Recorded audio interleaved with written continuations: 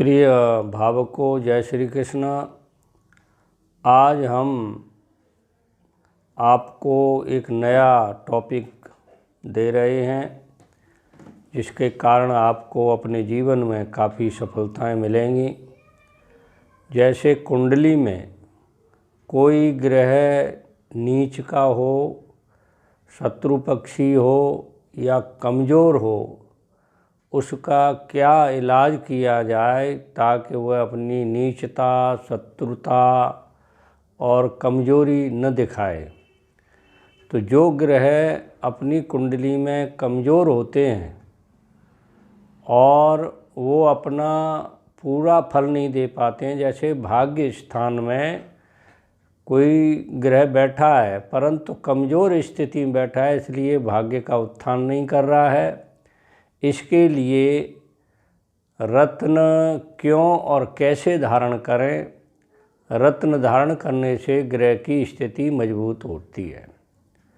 देखिए, रत्न जो है, शत्रु क्षेत्रीय अगर कोई ग्रह बैठा है उसका रत्न धारण नहीं करना चाहिए, क्योंकि रत्न धारण करने से वह ग्रह और ज़्यादा मजबूत हो जाता है, तो ज़्यादा शत्रुता करेगा।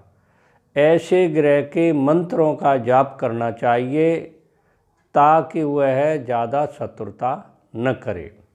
जो ग्रह कमज़ोर हैं, अपना पूरा फल नहीं दे पा रहे हैं, उनके बारे में ये बताया जा रहा है कि उनका आप नग धारण करें ताकि वो पूर्ण रूप से बलवान होकर के अपना पूरा फल दे सकें।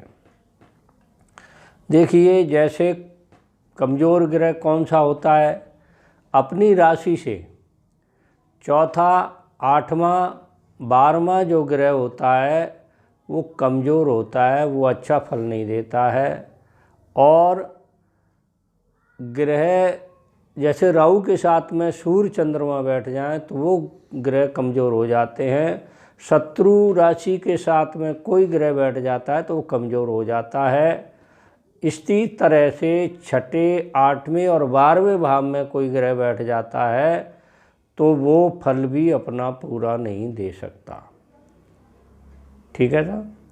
अब देखिए, अब ये बताया जा रहा है कि कौन से ग्रह का कौन सा रत्न धारण करना चाहिए। कई लोग मेरे पास आते हैं, गुरुजी हमारी राशि मेष राशि है, मंगल हमने धारण कर रखा है।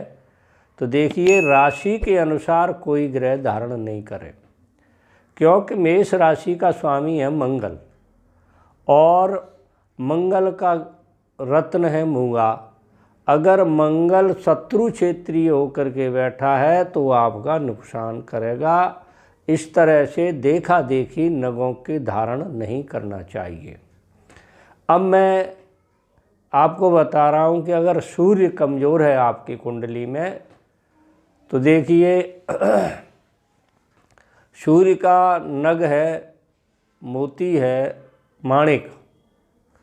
माणिक जो होता है वो 5 रत्ती से कम नहीं होना चाहिए।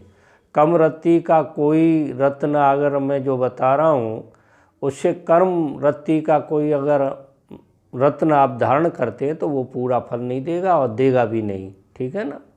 इसलिए 5 रत्ती का माणिक रत्न सोने की अंगूठी में या तांबे की अंगूठी में, सोने की अंगूठी या तांबे की अंगूठी में, और जो अनामिका उंगली है सीधे हाथ की, ये अनामिका उंगली है, ये इसमें धारण करना चाहिए।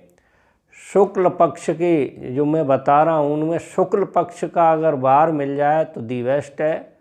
अगर आप देखना चाहें कि तो देख लो, शुक्ल पक्ष ज़्यादा अच्छा रहता है। रविवार को धारण करें और उस दिन हस्त नक्षत्र या रवि पुख्य नक्षत्र हो तो नग ज़्यादा काम करेगा।